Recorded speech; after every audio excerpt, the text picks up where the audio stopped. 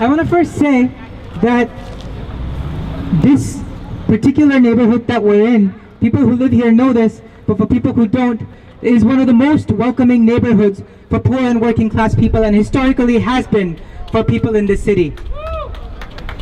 Lots of urban indigenous people live here, and waves of immigrants, poor and working class immigrants, be they Irish, be they South Asian, be they Filipino, be they Somali, have called this neighborhood home and have built it into what it is today. But what's also true is that this neighborhood today is a casualty in the midst of this deadly housing crisis that we're seeing all across the city. And Dundas and Sherbourne, that intersection right there, is the epicenter of homelessness in this city of Toronto.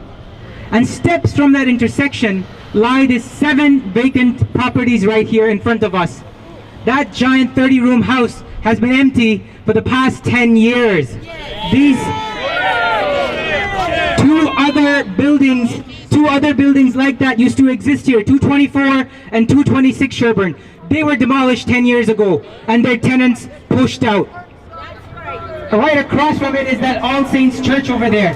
This past winter, over 100 people struggled to live and cram in nightly in the small space that offers for respite. Daily today, about 50 people struggle to stay in there in atrocious conditions. And that's just not excusable when a house this big lies vacant steps from that intersection. Yeah. So when these properties, these 7 properties here were listed for sale in March of this year, OCAP mobilized for the city to come in and purchase it. But moments after that was done, the owners pulled these properties off the market. We found out that they preferred to sell these properties to a private developer who would put in a 22-story condominium here. Dundas and Sherbourne is one of the final corridors left for homeless people to gather and for poor and low-income people to gather in this area. And we're not prepared to let that fall in the hands of a private developer to put in a giant condominium that nobody in this neighborhood can afford. So we're saying if the owners of these properties won't sell to the city, who would buy it at market value, these people will make a killing even with the city purchasing these properties. But if they won't sell to the city, then we want the city to take it over, to expropriate it in the public interest and build social housing. The kind of housing where people don't pay the kind of atrocious definition of affordable housing that the city has, which tags it to average market rent. You have these development proposal signs that are going up all over the place. And you know, they have this typical thing that says a change has been proposed to this area. And all of us know what that means. Nobody expects housing for the poor and working class being created in this place of what is being demolished. It results in the loss of housing for poor and working class people. And for once we thought it would be nice to see a sign that points to the exact opposite. So we made one.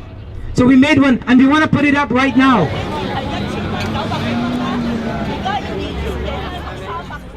Nothing that we've ever won has come without a fight.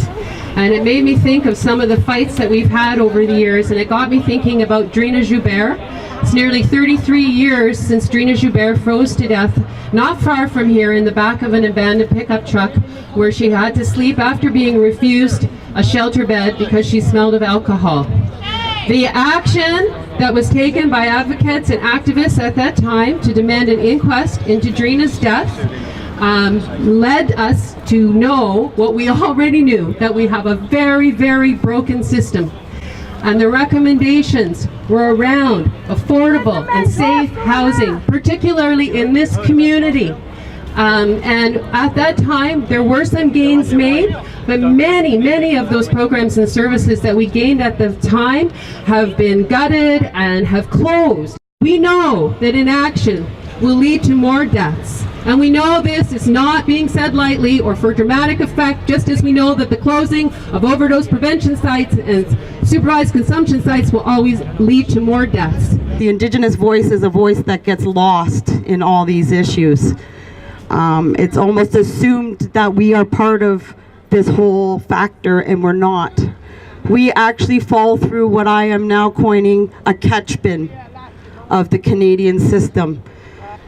We have things like our people being displaced off the lands in the Northern Territories. They come into Ontario especially. We only represent 4.3% of the national population, and 21% of that population is being funneled into Ontario because of Toronto, looking for a better way of living, sustainable housing, and access to food. So it's a forced assimilation as far as I'm concerned. And once they get down here, they are again forced assimilated into the dominating society.